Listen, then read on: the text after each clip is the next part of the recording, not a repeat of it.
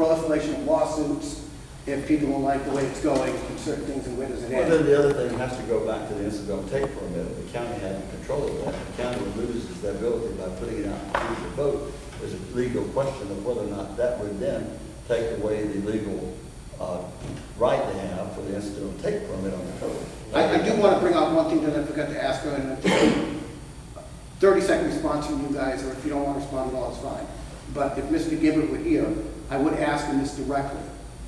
Greg Gibbert, you gave $58,000 from a line of credit, a second mortgage on your home, to a guy that was in a racing circuit who said he could give you a big increase on your investment, big return on your investment. It turned into a multi-million-dollar Ponzi scheme. What does that say about one's use of personal finances and judgment to be the face, the lead person, the highest elected office in Volusia County? Mr. Butker? No, I don't have a comment. I don't know the truth or not about the it's just hearsay as far as I know. There's over 100 stories published on Google. National newspapers, the Orlando Sentinel, the Florida Sun Sentinel. Comment on that. Right, okay, I understand. Mr.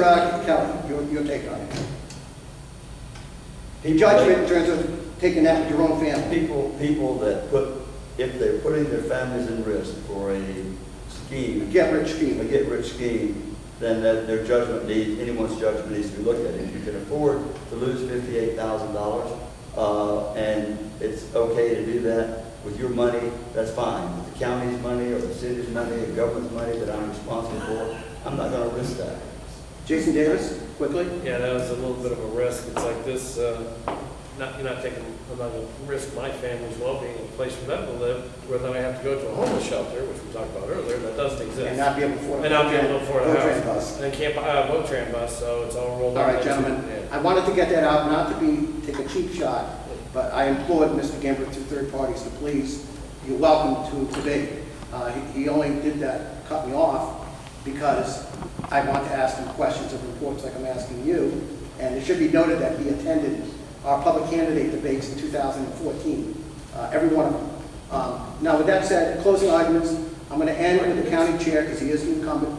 Mr. Kelly, would you go first, please, your closing arguments? 2 minutes. I get 2. That's it. 2 minutes. I can do it in 1 minute. All right, 1 minute. I think what you've seen today and what's been recorded and what will be shown shows that there's a distinct difference between the 3 or 4 of us. One shows up, one doesn't show up, 3 of us show up to let people know where we stand on the issues. And hopefully they will be able to see this time, and the people that are watching that are going to repost this on Facebook will see exactly what came out of our mouths and quit telling those fibs and putting things out there.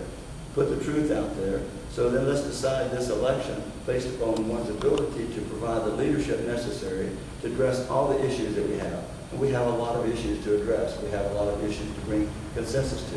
Most importantly, I've said this, and you'll start hearing it more, is public safety. We need to ensure, I said this months ago, that our sheriff's department, our police departments are funded, they're well trained, we have the funding to be able to. Are you done? You said 1. You got 2. I'll take my other 30 seconds. Go ahead. You done? You So, want to finish your statement? so that we can make sure that EVAC is trained, make sure every personnel is trained. The Department of Beach depends upon the SWAT team. We depend upon services from the county. We want the operators that answer the 911 call. We want them trained. We want to keep them. We want to make sure they're trained and funded, period. Thank you. Mr. Leputko, your closing argument, you have up to 2 minutes. Okay, the infrastructure we're talking about tonight is all relevant to everything that takes place. But also, I think that we have a county, and I mentioned this earlier in my opening remarks, I like to keep the painted side up. This county has got all of the elements to be one of the best counties, best working counties, in not only the state, but in the country. Right here, probably less than 100 yards from this building is a college, a very well-recognized college in chiropractic practice. We have 3 stellar universities within the walls. We have, 47 miles of some of the best beachfront in Florida. 49. On the other side, there's 43, 44 miles of one of the best rivers in the state of Florida, a northern flow river, by the way.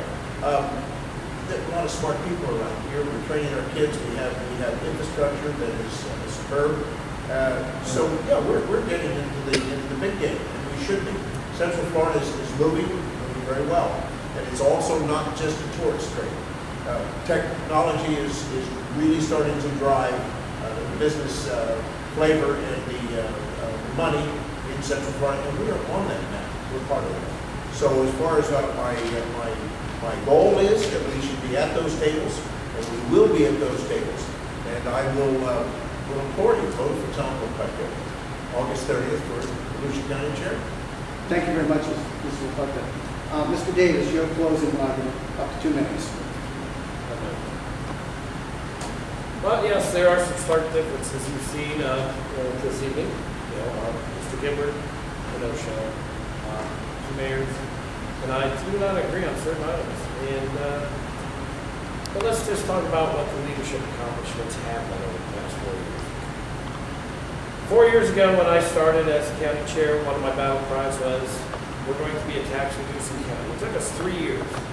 This is how government works. It doesn't work overnight. It takes time, and it takes negotiation, and it takes discussion, and it takes hard work, and it takes 60 hours a week to get these things done. And I was doing it, and I have been in the trenches. I've been doing the job.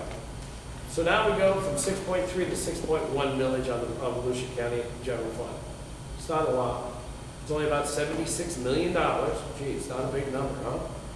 But in 2 years, we have made the commitment, and this is the consensus that this council's gone to be debt-free in 2 years, go to zero. Then what do we do after that? We can bring that millage rate actually down farther. We can continue to bring the millage rate down. This is what we promised. This is what everybody wanted to do. We're up here doing it. We're fighting it. We've tried to bring the consensus, and like I said, it's two to dance. You gotta have two to tango. We've gone to the cities. We created the organization to make it happen, and nothing happened. We went to the nonprofits. I'm still in negotiations right now, in discussions with Catholic Charities to try to get this homeless issue done. This is not just a build a building and go. This is a very complex issue about health care, about law enforcement, about feeding, about clothing and education and curing a problem, because homelessness is an issue and it is a disease. All I got to say is, you want to keep the good work going. Jason Davis from County Chair is the only choice. Okay, I want to give a closing statement and then say goodnight to everybody. We give you 30 seconds. Thank you. You can shut the timer off. I'm giving you 30 seconds.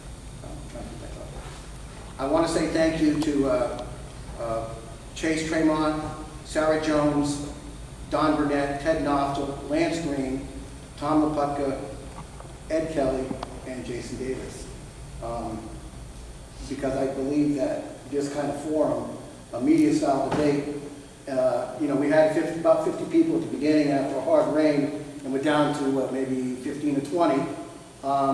But everybody came, and those who did come here, I can't say thank you enough. And fortunately, we'll have the video presentation to show the masses.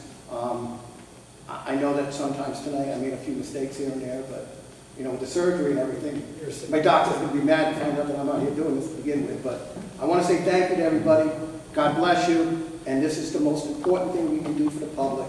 So for the 8 of the 9 people, 8 of the 9 candidates who did come to the debates, I say you have my heartfelt thank you. Good night. Thanks, Henry.